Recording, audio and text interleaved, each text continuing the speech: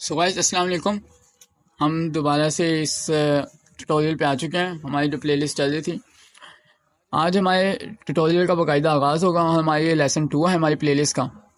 तो मेरी सारी प्लेलिस्ट की जो वीडियोस होंगी जो मैं इस कोर्स के लिए बनाऊंगा, तो वो मैं इस प्लेलिस्ट में ऐड कर दूंगा। इस प्लेलिस्ट का लिंक मैं डिस्क्रिप्शन में दे दूंगा ताकि आप लोग इसको आसानी से एक्सेस कर सकें। आप इसको यहाँ पे दबाएंगे तो ये सेव हो जाएगी। इसी तरह हम यहाँ पे इसको बुकमार्क भी कर लें। मैं भी आपके साथ यहाँ पे बुकमार्क कर लेता हूँ इसे, ताकि आपके पास ये बुकमार्क हो जाए तो आप इसको आसानी से एक्सेस कर सकें। ठीक है, तो इस और मैं चाहूँगा कि आप इस वीडियोस को देखें, इनको लाइक करें और कुछ सपोर्ट दिखाएं थोड़ा सा, ताकि मैं इस वीडियोस को आगे लेके चल सकूं, ताकि मैं डिस्करेज होकर इन वीडियोस को बनाना छोड़ ना दूँ।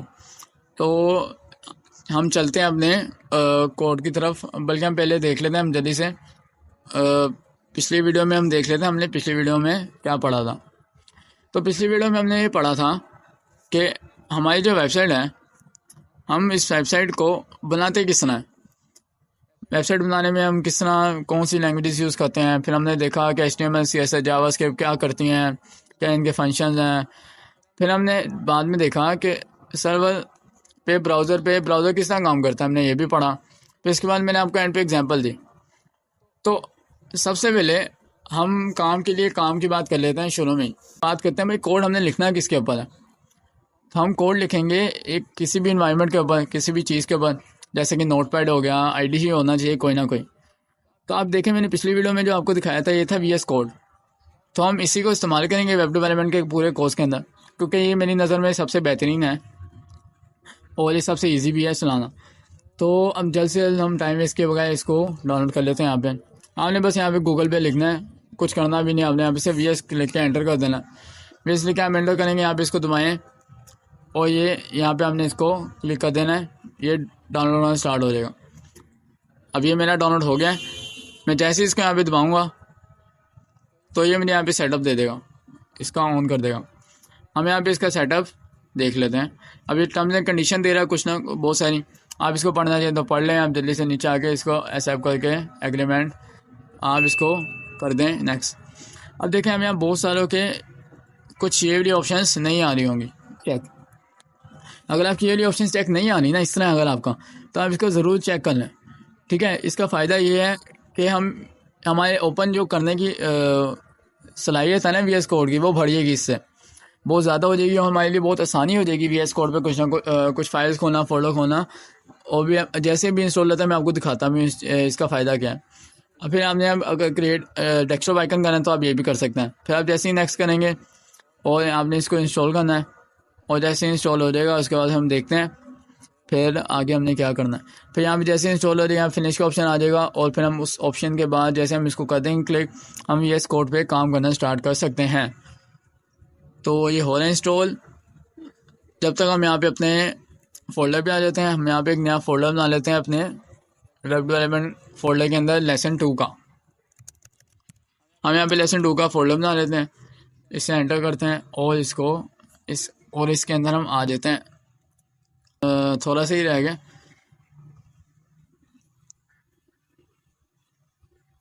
अब जैसे ये डाउनलोड होता है तो हम इस पर काम करना स्टार्ट कर सकते हैं फिर। ठीक है, अब ये होने लगा है, फिर हम इसको देखते हैं।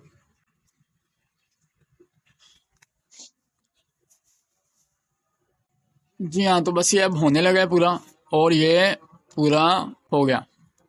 ठीक है, हम इसको यहाँ से फिनिश कर देते हैं। तो ये VS कोड हमारा हो गया पूरा इंस्टॉल। ठीक है, अभी कल हम इसको यहाँ से क्लोज कर देते हैं।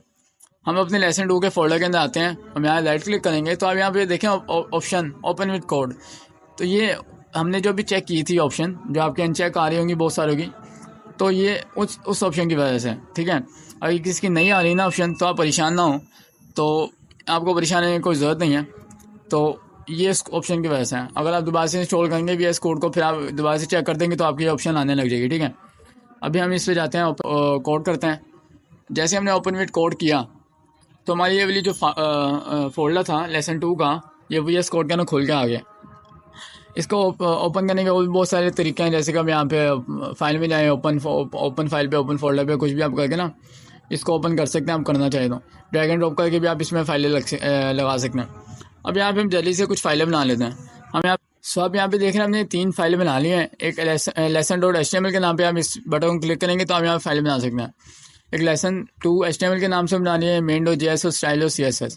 अब ये मैंने 3 फाइलें जो बनाई हैं सिर्फ इसलिए बनाई हैं ताकि आपको पता लग जाए कि ये 3 फाइलें दिखती किस तरह की है।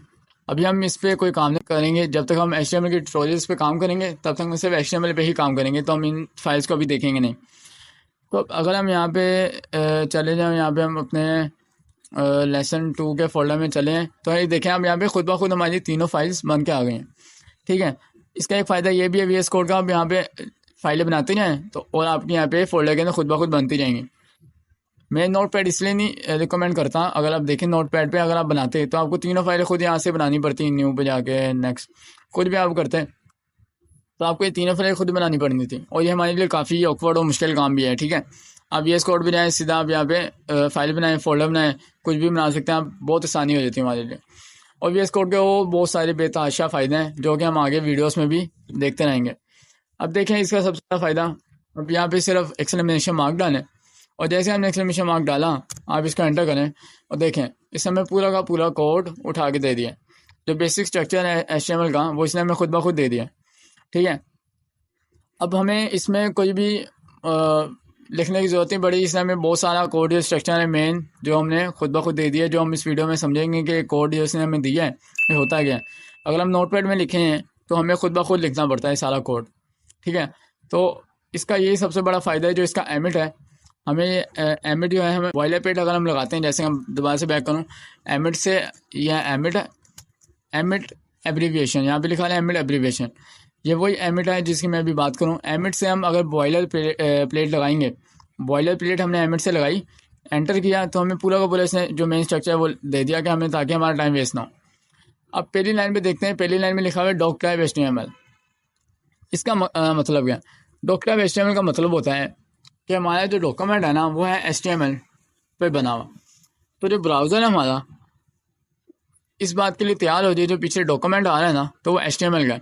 हमारा HTML का जो मेन डॉक्यूमेंट होता है स्टार्ट होता है HTML से और HTML पे ख़त्म हो जाता है।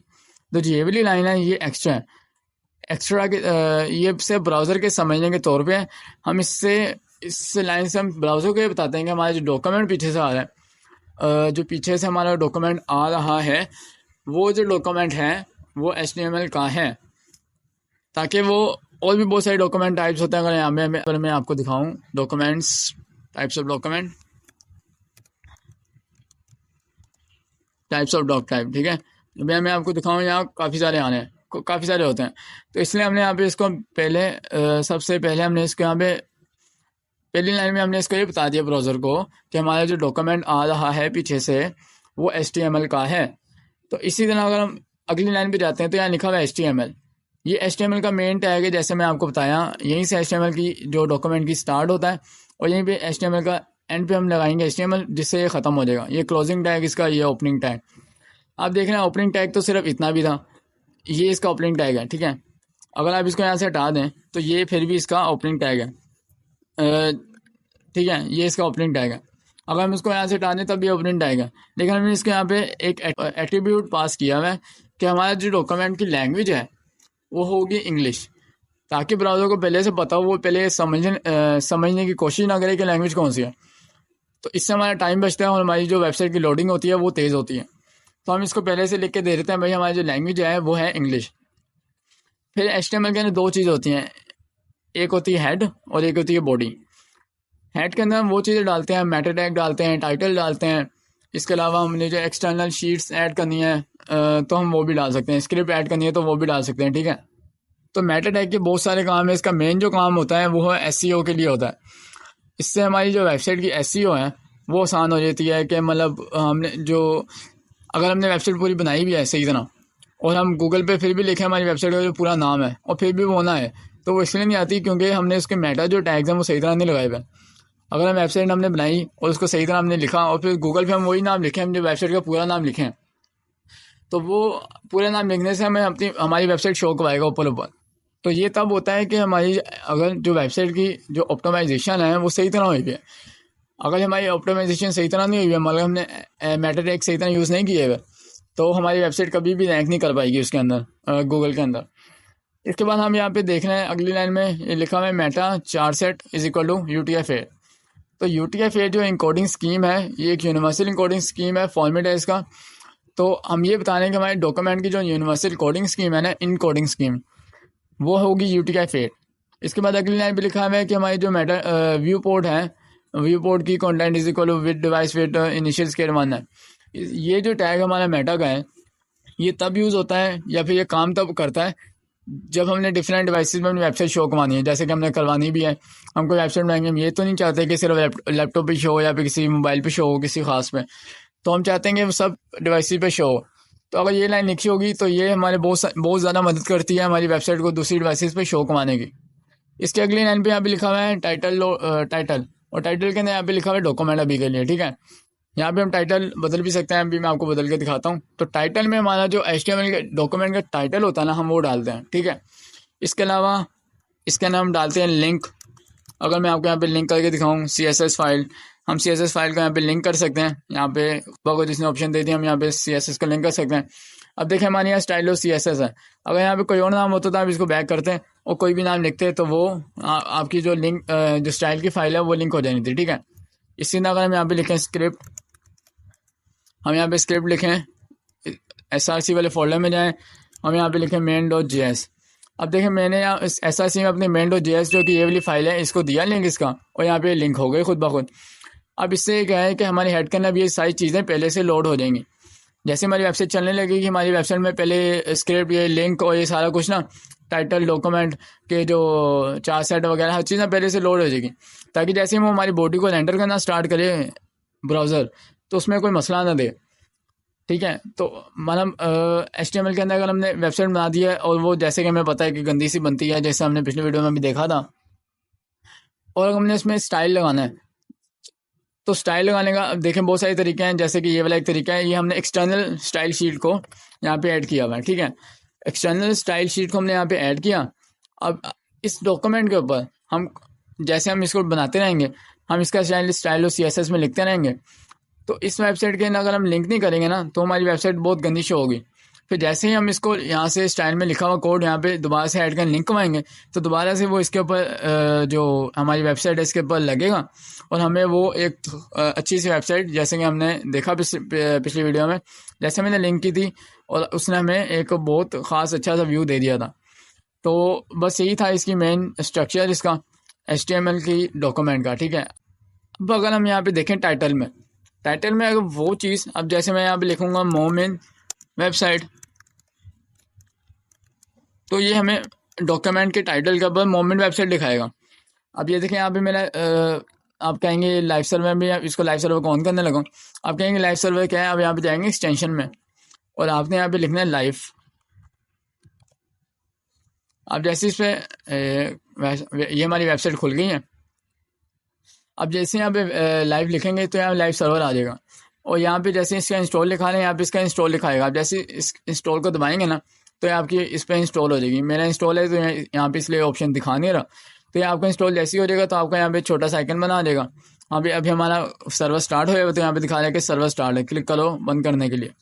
तो हमारे सर्वर स्टार्ट हो चुका है। अब देखें हमारे कुछ भी नहीं लिखा रहा, सिर्फ एक चीज़ जो हमने यहाँ पे लिखा है मोमिन वेबसाइट टाइटल के अंदर, तो वो हमें यहाँ पे शो को आ रहा है। ये टाइटल के ऊपर हमारी वेबसाइट के ऊपर शो को आ रहा है कि मोमिन वेबसाइट, ठीक है। अगर हम यहाँ पे कुछ भी लिख दें आगे मोमिन वेबसाइट, हम यहाँ पे लिख दें मोमिन वेबसाइट लेसन 2, हम यहाँ पे लिख के सेव करें। जैसे हम इसको सेव करके चलाएंगे देखें यहाँ पे मोमिन वेबसाइट लेसन 2 लिखा आ गया, ठीक है। अब देखें आपको इससे ही पता लग रहा है कि पूरा स्ट्रक्चर है हमारा, कि देखें अभी तक हमने इतना कुछ लिखा और यहाँ पे कुछ भी लिखा नहीं आया, ठीक है। क्यों? क्योंकि अगर हमने जो वेबसाइट के ऊपर शो करवाना है ना, जो हमने लोगों को दिखाना है, जो यूज़र को दिखाना है हमने, या फिर जो हमारी असल आउटपुट है वो अगर हमने शो करवानी तो वो हमें सारी चीज़ें लिखनी है बॉडी के टैग के अंदर। अगर हम यहाँ पे लिख दें दिस इज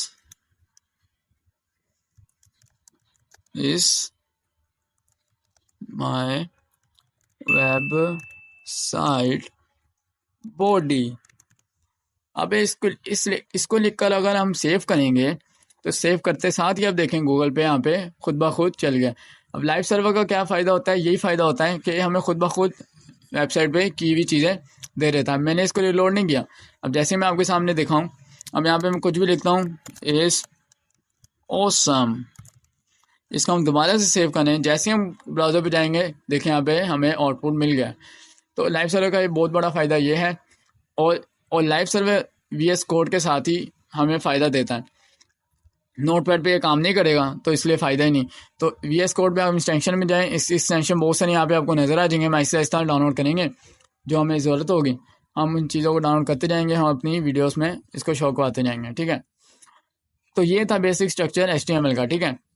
HTML का बेसिक स्ट्रक्चर था। हमने इस वीडियो में VS कोड को इंस्टॉल किया, इसके अलावा मैंने आपको लाइव सर्वर की एक्सटेंशन का बताया, और हमने साथ में HTML के मेन जो डॉक्यूमेंट का स्ट्रक्चर है वो समझा।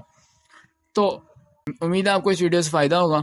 तो आज की वीडियो के लिए सिर्फ इतना ही, और मैं चाहूँगा कि आप जल्द से जल्द इस जो मेरी प्लेलिस्ट है इस कोर्स की, आप उसको जल्द से जल्द अपना एक्सेस कर लें, ताकि आप तक वो सारी वीडियोस पहुँच सकें जो मैं डालूंगा। अब देखें अभी तो शुरू पे हैं, आगे जाके कोई एक्सेस करेगा तो उसको नुकसान होगा। तो अभी आप सबको अपने भेजें दोस्तों को, ताकि शेयर कर सकें वो अपने दोस्तों के साथ, ताकि सबको इससे फ़ायदा हो, ठीक है।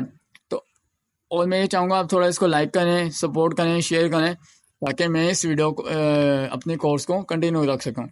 तो आज की वीडियो के लिए सिर्फ इतना ही, and see you soon, better luck next time, good bye.